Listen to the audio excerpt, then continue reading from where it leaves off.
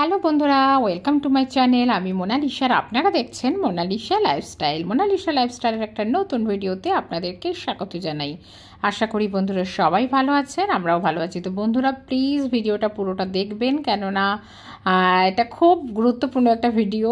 এখন গরমের সময় ছোলার ছাতু সবাই খান এবং খুব পেট ঠান্ডা করে, খুব হেলদি, খুব উপকারী, মানে সবার খাওয়া ভালো মোটামুটি।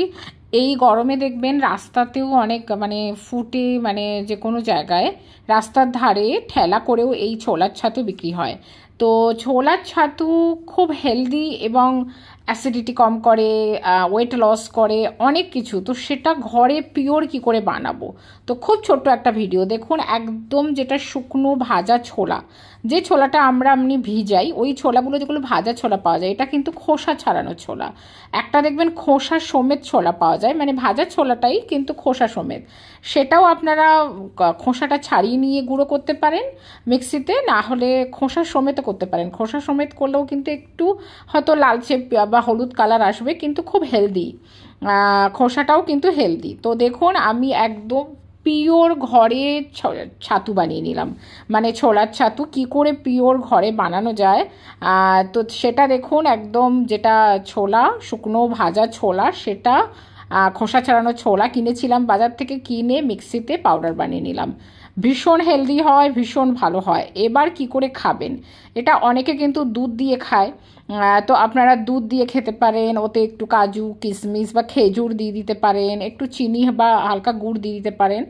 আর না হলে যদি একদম নর্মাল হেলদিভাবে খাওয়া যায়, যেটা রোজ সকালে আপনি খেতে পারেন বা টিফিন হিসাবে, হঠাৎ খিদে পেলেও নর্মালি খাওয়া যেতেই পারে।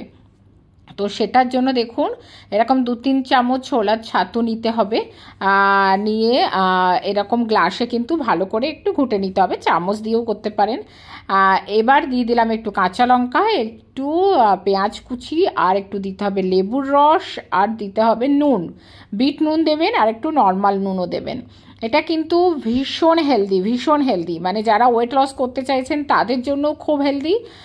তারা একটা বেশ সকালবেলা এটাই আপনারা ব্রেকফাস্ট হিসাবে নিতে পারেন। আর না হলে এমনি তো সবার জন্য হেলদি, অ্যাসিডিটি কম করে, সুগার পেশেন্টের জন্য ভালো, সবার জন্য এটা ভালো। দেখুন এরকমভাবে ব্যাস একটু ভালো করে মিক্সড করে নিলাম। চাইলে আপনারা কোনো বড় গ্লাসে বা একটা বড় বাটিতে ভালো করে গুলে তারপরে গ্লাসে ঢালতে পারেন। আমি গ্লাসেই ডাইরেক্ট নিলাম। আর যদি কাঁচা লঙ্কা পছন্দ না হয় তারা খাবেন না, এইভাবে তুলে নেবেন। আর দেখুন এটা আমার ছেলেকে দিচ্ছি, 2টো ডিম সেদ্ধ করে দিয়েছি আর ছোলার ছাতু, ওর জন্য সকালে ব্রেকফাস্ট একদম পারফেক্ট ব্রেকফাস্ট। আর একটু ডিমের উপরে হালকা গোলমরিচ গুঁড়ো, নুন টুন এগুলো দিয়ে দিলাম।